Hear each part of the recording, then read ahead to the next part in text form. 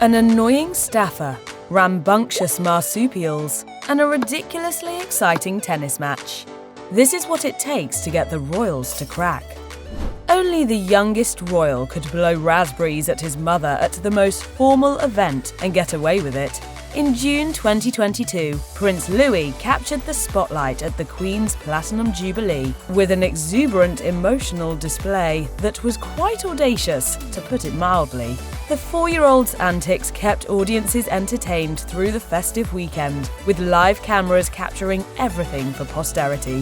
This included Louis covering his ears during the flyover and thumbing his nose at his mum. As Britain celebrated his great-grandmother's 70 years of service, he appeared to be in quite a mood that his mother unsuccessfully attempted to rein in. After 20 minutes, Kate was just like, just hand him the royal iPad, please, just so... The mischievous streak in Louis can be traced back to another goofy royal family member, his own father, Prince William. In a vintage clip from his childhood at Kensington Palace, his mother, Princess Diana, can be seen adeptly managing his tantrums. As for Louis's spirited emotional rollercoaster at the Jubilee, his relative, Mike Tyndall, offered a perfectly relatable explanation on the podcast, The Good, the Bad, and the Rugby. There were a lot of sweets out back though, so they had complete sugar highs. The 2020 Commonwealth Day service was a memorable affair for multiple reasons.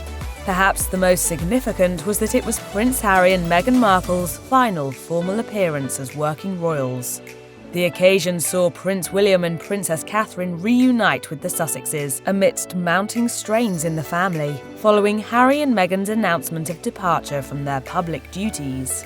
There was palpable tension between the couples throughout the widely broadcast event, as body language specialist Judy James explained to Cosmopolitan.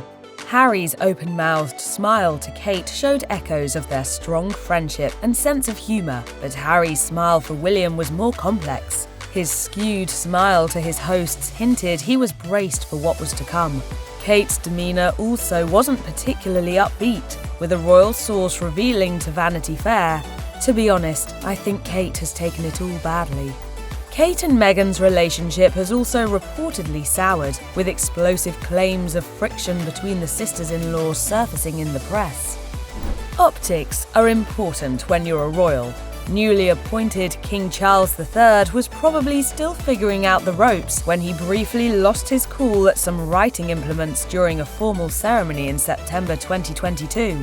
Having just acceded to the throne, he was tied up by a string of royal commitments that required his signature. The King's Accession Council ceremony was televised for the first time ever. Charles sat to sign official documents, only for a pen tray to block his writing space. And he didn't exactly mask his irritation as he motioned for the tray to be removed.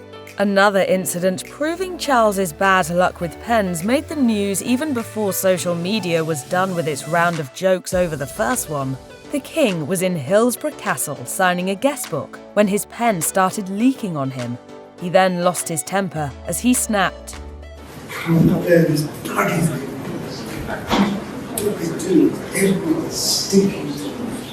On a visit to Scotland a few days later, Charles managed to poke fun at his unfortunate track record with pens, as he declared them to be temperamental. Despite all the drama within the royal family, Queen Elizabeth II and Meghan Markle reportedly remained on good terms with each other before the monarch's passing. That was abundantly clear at the event for the Mersey Gateway Bridge in 2018, as Meghan turned on the charm for her grandmother-in-law. Photos captured the monarch breaking out into a fit of giggles as Meghan muttered something to her. The occasion marked one of the Duchess's first string of royal engagements in Prince Harry's absence. It was made all the more exclusive with a rare ride aboard the royal train with the Queen, a privilege few royal family members have had the opportunity to enjoy. Meghan recalled the experience on the Netflix docuseries Harry and Meghan, as she was grateful for a grandmother figure in the family who truly cared for her. And even after Harry and Meghan's decision to step back from royal family duties, there was no apparent bitterness between the Duchess and the Queen. As Elizabeth announced in a rare public statement, My family and I are entirely supportive of Harry and Meghan's desire to create a new life as a young family. Who would dare steal Prince Harry's popcorn?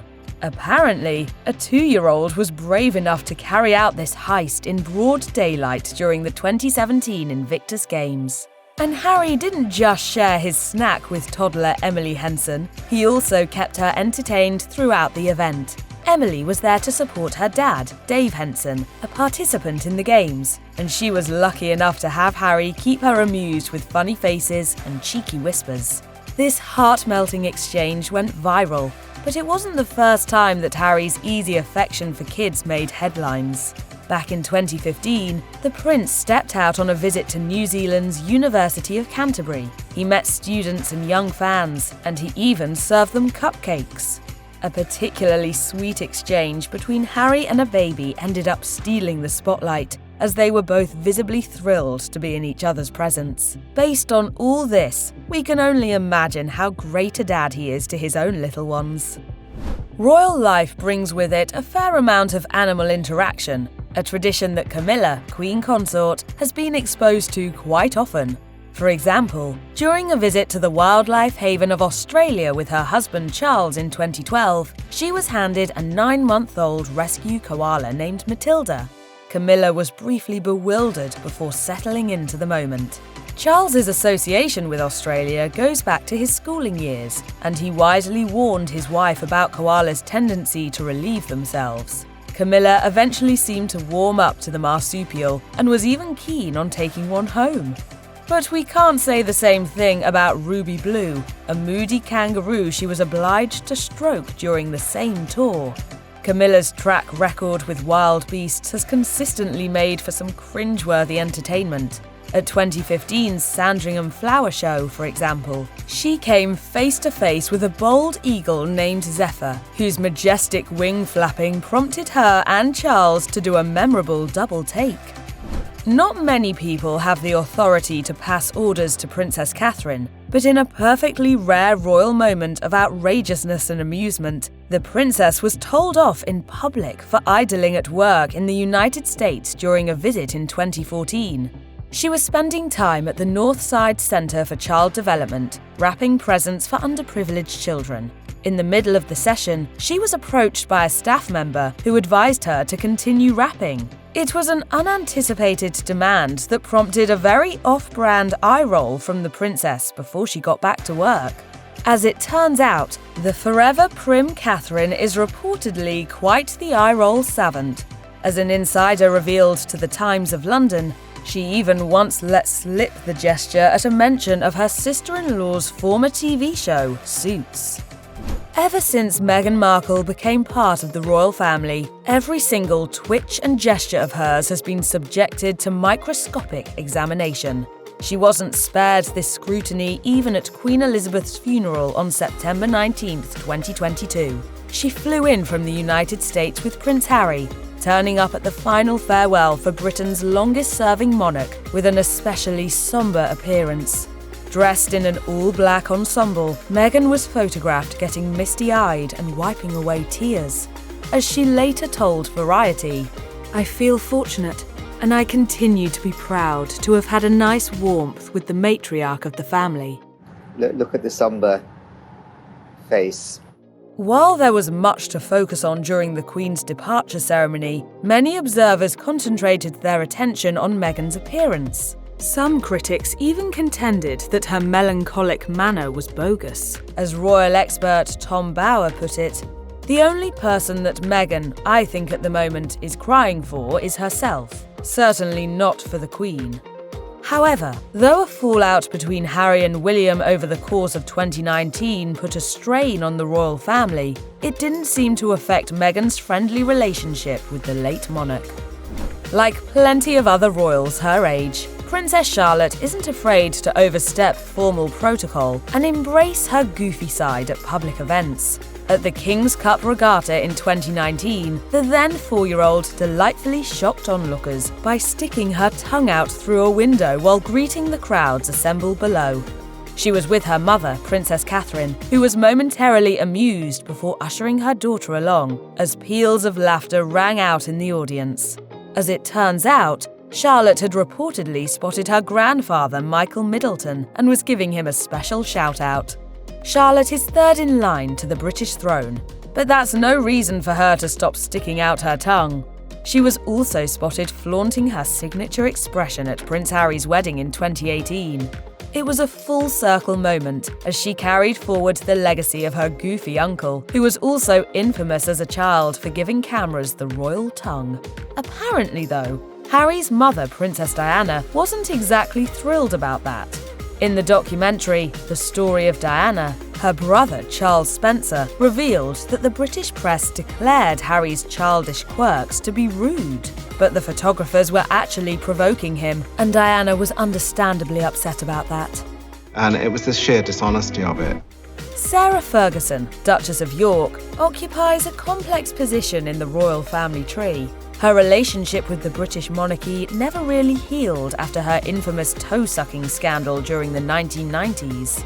That invoked the wrath of senior working members like Prince Philip, who reportedly called her a royal embarrassment. Despite her complicated history, Ferguson doesn't seem to have lost her sense of humour. Some priceless moments were caught on camera in 2018 at her daughter Princess Eugenie's wedding. They showed the Duchess at her goofy best, with animated waves and vivacious interactions with the press.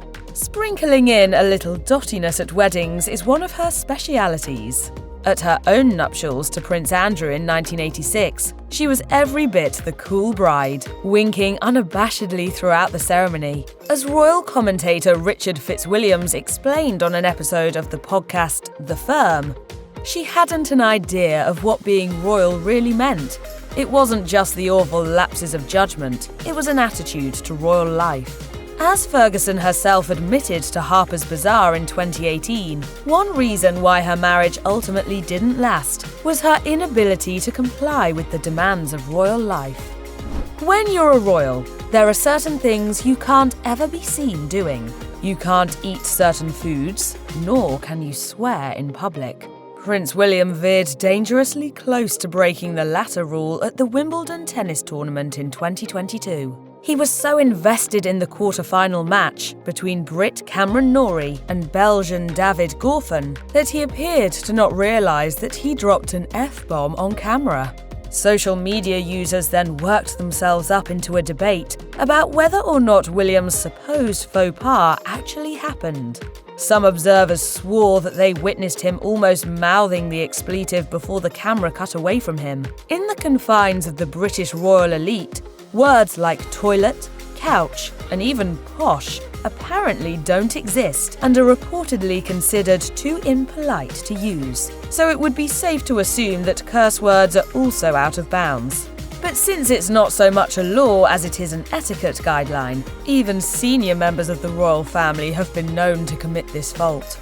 A particularly notorious example occurred during a hot-headed moment in 2015, honouring veterans of the Battle of Britain, when the ever-brusque Prince Philip bellowed at photographers.